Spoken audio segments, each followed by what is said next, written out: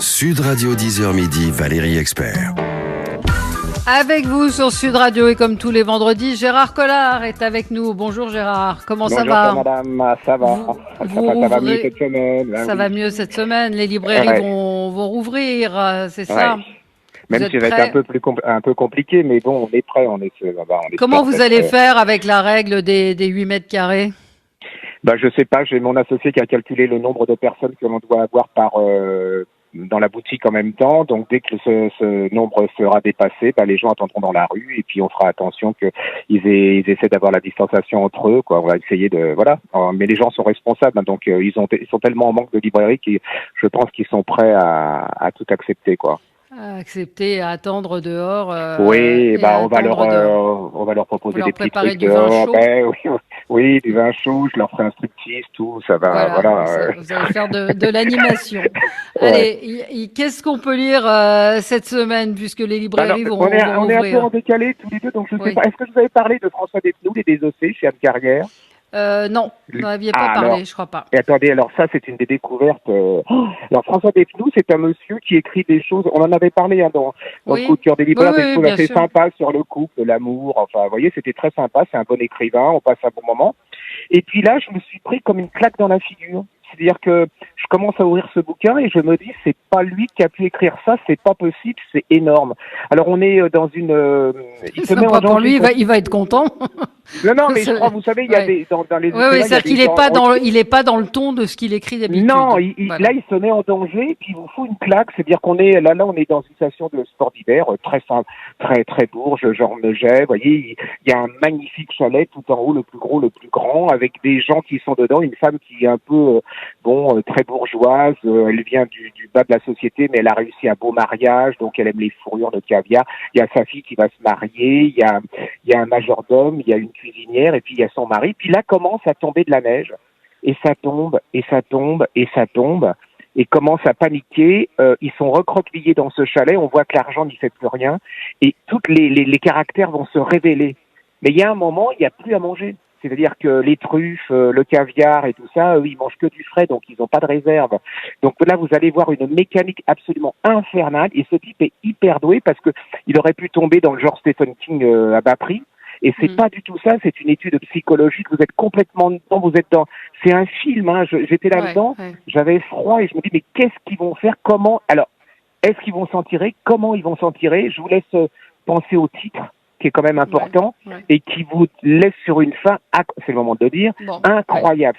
Non, mais allez-y, c'est vraiment une des révélations françaises de ces dernières semaines. Du confinement, pour moi, c'était une vraie révélation, et ce type-là, il explose carrément. Vous savez, quand on dit un écrivain explose parce qu'il prend une autre dimension, là, je crois qu'il a trouvé une autre dimension à sa littérature et à ses romans. Très bien. Donc ça s'appelle, vous nous rappelez le titre? Ça s'appelle Les Désossés, c'est François Despnous et c'est chez Anne Carrière. Alors moi, je vais vous dire... Oui, allez-y. Oui, non, mais moi, j'ai du mal à lire en ce moment. Je ne sais pas pourquoi. Peut-être parce que j'étais fatiguée, un petit peu malade, etc.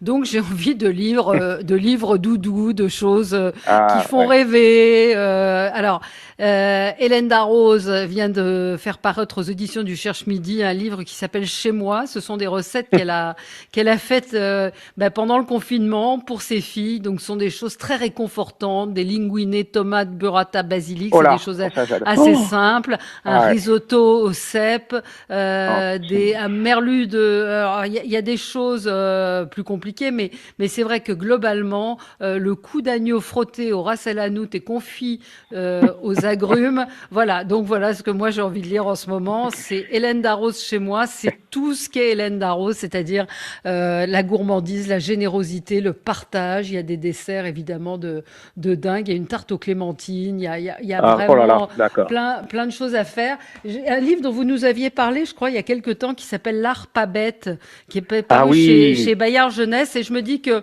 les musées étant fermés, je suis retombée sur ce livre et je me dis que les parents qui cherchent des idées, même pour Noël, de cadeaux, c'est un super beau livre, un livre réalisé avec le musée d'Orsay pour découvrir l'art à travers des questions d'enfants. Et je dois vous dire que les questions d'enfants... On apprend des choses, c'est parfois nos questions.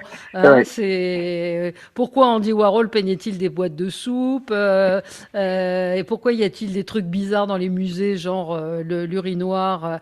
Donc c'est très très bien fait. C'est chez Bayard Jeunesse. J'ai retrouvé ce livre dans ma bibliothèque, voilà, en rangeant un peu. Alors quoi Voilà. d'autre, Gérard, chez Alors, vous? juste un petit truc pour vous signaler, parce que pour les fêtes, ça va être parfait. Moi, je suis un fanat de la dynastie des Forsyth de John Oui. Galsworth chez Archipel, mais vous saviez, c'était paru en 3 collections à l'Archipel Poche, en trois volumes, 3 petits volumes de poche. Et là, ils ont eu la suprême idée de le faire reparaître en grand format en un volume. Et c'est génial. C'est-à-dire ça, c'est le cadeau. Vous voyez, les gens qui aiment des sagas, qui aiment la littérature. C'est en même temps l'histoire des femmes qui essayent de passer outre des conventions sociales. C'est passionnant. Il y a de l'amour, il y a de la trahison. En plus, il y a un charme très anglais.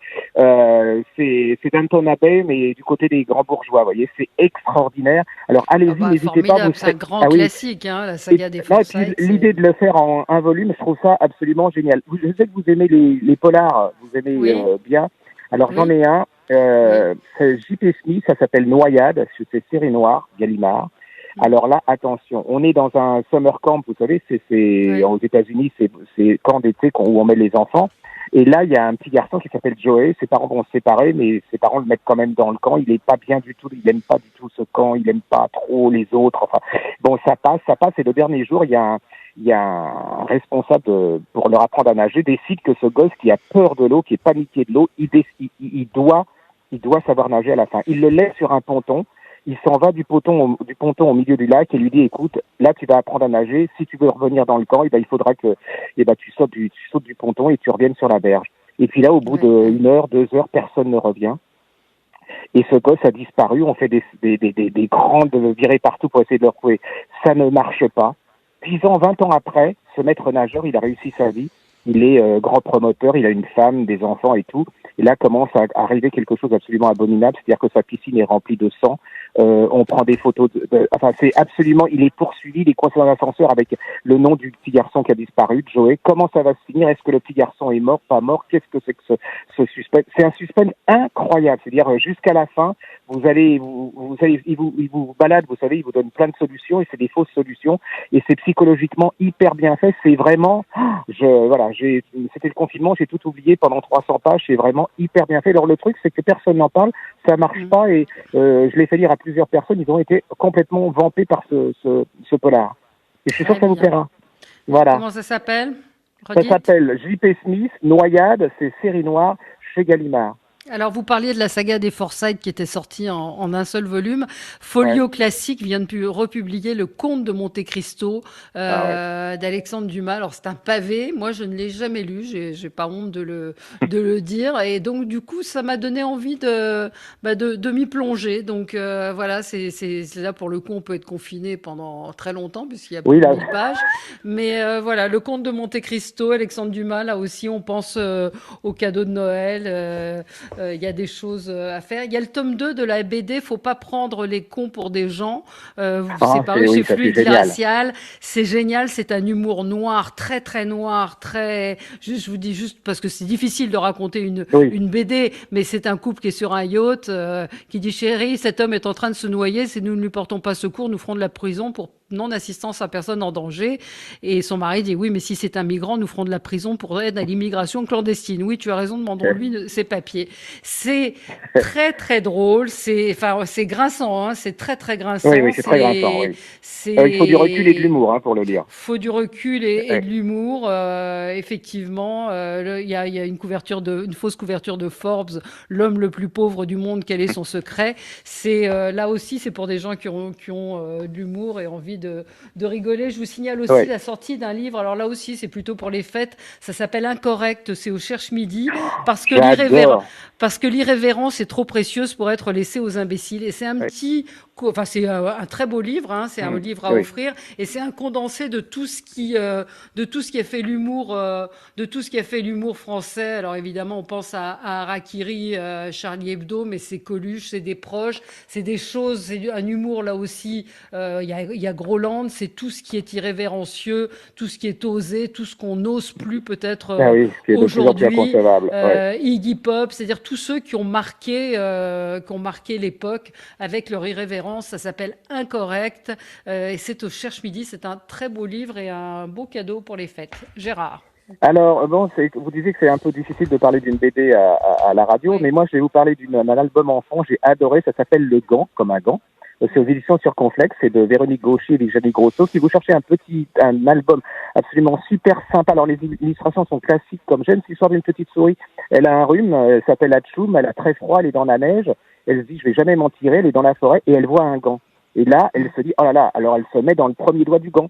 Et puis arrive un lapin, un deuxième doigt du gant, et ainsi de suite, plein de bêtes. Puis il y a un moment, il y a un grand chevreuil qui arrive, et il se dit, mais moi j'ai plus de place, il y a 5 doigts, comment je vais faire? Et là, vous allez voir comment ces petites bêtes, elles vont s'unir, et elles vont trouver la solution pour que ce chevreuil, il puisse aussi aller dans le gant. C'est un très joli livre, c'est tout en temps vrai, je suis sûr que vous adorerez, et puis en plus c'est un joli message en disant qu'on peut toujours trouver une solution pour les autres, et que c'est pas chacun pour soi, et que pour Noël, je trouve, dans cette société où tout est dur, où en ce moment c'est très compliqué, où il y a de la violence, de l'égoïsme souvent et de la haine, et là vous avez, pour rappeler les fondamentaux, que l'autre c'est pas forcément un ennemi, puis que ça peut être un ami, puis même si c'est pas un ami, on peut l'aider quand il est pas bien. Je trouve que c'est très très joli, puis les photos, les illustrations sont douces, c'est comme vous dites, c'est comme un doudou, vous savez, c'est comme quand on est sous sa couette, il fait chaud et tout, et puis vous pourrez le regarder avec vos enfants le lendemain de Noël et leur raconter l'histoire, c'est merveilleux, franchement, ça s'appelle Le Gant.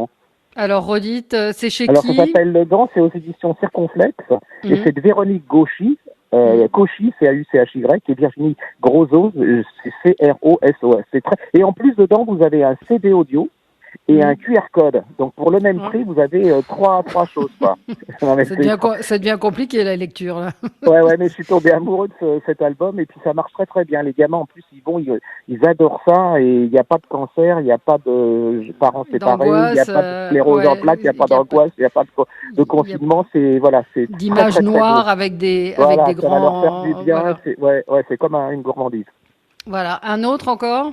Alors, un truc qui y avait tout pour m'énerver. Alors, je l'ai pris parce qu'on m'a forcé. Ça s'appelle Bruno de Sapenbach. Sabenrat, ouais. Ouais, c'est l'ami impossible sur Xavier de Ligonnès. Je sais pas si vous avez lu. Vous avez lu? Non, j'ai pas lu, j'ai pas eu envie. Et vous avez tort parce que je me suis fait complètement avoir. C'est un très très beau livre. En fait, c'est tout un livre. Les premières parties, c'est sur l'enfance des Versaillais. Vous savez, ces gens très aristos, très bourges. C'est toute une plongée dans ces jeunes un peu même cette jeunesse dorée, cette jeunesse un peu bourge. Oui, mais ça sort de la paillette. C'est-à-dire que vous voyez leur intimité, et puis vous allez voir comment ce type, ils sont très amis avec Xavier de Ligonnès, et vous allez voir comment tout ça va se briser, comment il va pas comprendre. Et lui, il est persuadé que Ligonnès est toujours vivant. Moi, je trouve que c'est un très beau roman. Franchement, très beau roman. Et c'est un très beau roman psychologique. Voilà. Merci Gérard. Bon courage pour demain. Vous allez avoir du boulot, merci je pense, à la librairie. Et puis, retournez dans vos librairies. Demain, les librairies rouvrent dès demain. Merci à vous. On se retrouve, nous, dans un tout petit instant pour commenter l'actualité. À tout de suite. Sud Radio 10h midi, Valérie Expert.